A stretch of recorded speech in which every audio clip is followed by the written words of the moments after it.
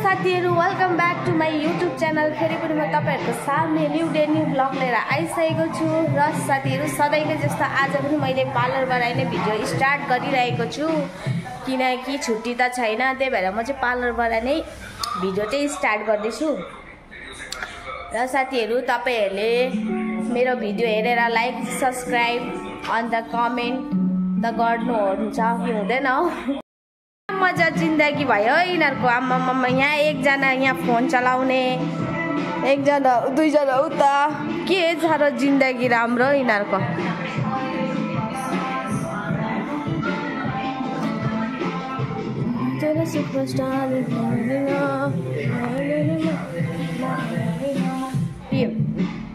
के भन्छ, मेरो चाहिँ अहिले छुट्टी छैन नि त, त्यही भएर चाहिँ म चाहिँ ड्युटीबाटै भिडियोहरू पनि बनाउँछु, अन्त ड्युटीबाटै भ्लगहरू पनि स्टार्ट गरिरहेको छु। लाइट बाल्न अँधेरोमा मैले यहाँ केही देखेन हौ। लाइट बाल्न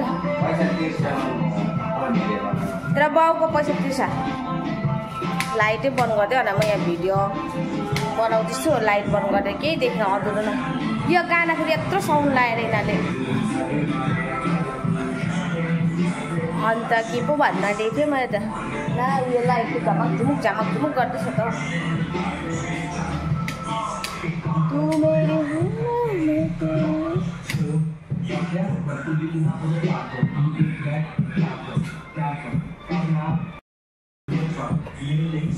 आमामामा डान्स अरे यसको। फेरि के खाले डान्स हो यो? हनी सिंहको डान्स। एकजना यहाँ डान्स गर्दैछ, एकजना यहाँ गेम खेलिरहेको छ। के हो यस्तो मजा यहाँनिर ड्युटी टाइममा नि यिनीहरूको त। एकजना फेरि ऊ पर ऊ फोन चलाउँदै बसिरहेको छ। के मजा छ नि जिन्दगी भन्दै थिएँ। बिर्सिपो यसले खालि भिडियो बनाएको बेलामै आएर के सोधेर बिर्सिजान्छ हौ भन्नु पनि। अन्त के भन्छ, पार्लरमा चाहिँ यस्तै हो कि क्लाइन्ट छ भने चाहिँ बहुत बिजी हुन्छ, क्लाइन्ट छैन भने चाहिँ भिडियो बनायो, फोन चलायो, बस्यो। अन्त त्यही हो, अहिले चाहिँ हाम्रो क्लाइन्ट छैन, त्यही भएर चाहिँ घुमाइ अन्त यसरी भिडियो बनाउँदै दामी छ। साथीहरू, होटेल लाइनमा गर्नेहरू भन्दा चाहिँ, होटेल लाइनमा काम गर्नुभन्दा चाहिँ पार्लरमा गरेको चाहिँ बहुत बेस्ट हो। पहिले मैले पनि होटेल लाइनमै काम गर्थेँ नि त, त्यतिखेर चाहिँ बहुत बाफ रे बाफ 12 घन्टा 13 घन्टा उभिनु पर्थ्यो होटेल लाइनमा। त्यस्तो गरेको नि त मैले पहिले चाहिँ।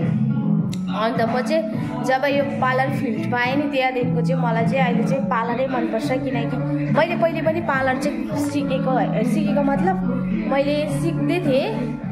अन्त त्यतिखेर चाहिँ मैले छोडिदिएको थिएँ होइन, बिचमा छोडेर म चाहिँ कति 2-3 सालको बाददेखिको चाहिँ फेरि पार्लर स्टार्ट गरेको नि त मैले चाहिँ। तर मैले छिट्टै सिकेँ क्या कामहरू चाहिँ।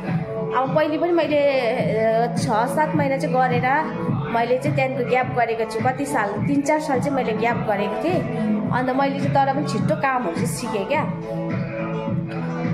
अन्त त्यही भएर चाहिँ मलाई चाहिँ अहिले चाहिँ पार्लरै मनपर्छ। साथीहरू हेरेर मात्रै हुँदैन साथीहरू, सब्सक्राइब पनि गर्नुपर्छ।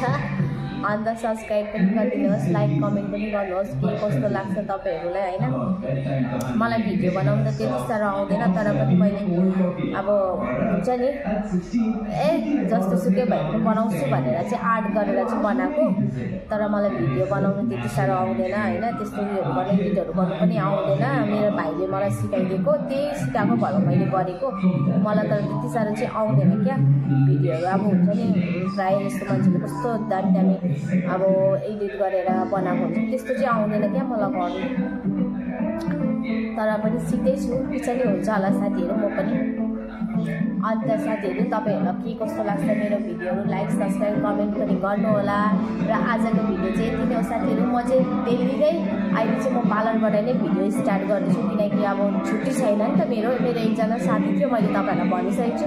ऊ चाहिँ अहिले 4-5 दिनको लागि छुट्टीमा गइसकेको छ घुम्नु लागि चाहिँ बेङ्गलोर। अन्त म एक्लै छु नि त स्यालोनमा, त्यही भएर चाहिँ अहिले मेरो छुट्टी पाएको छैन। त्यही भएर म घुम्नु पनि यताउति पनि गएको छुइनँ कतै पनि। यस्तो घाम छ, घुम्नु पनि जानु मन लाग्दैन साथीहरू मलाई त। साँच्ची भनेर यहाँ चाहिँ यस्तो घाम छ नि, बाफले सक्दैन घुम्नु जानु। म चाहिँ छुट्टीको टाइममा त्यही हो, सुत्छु, खान्छु, सुत्छु। ल साथीहरू भिडियोहरू कस्तो के लाग्छ तपाईँहरूले कमेन्ट गर्नु होला। आजको भिडियो चाहिँ यति नै हो। बाई बाई साथीहरू।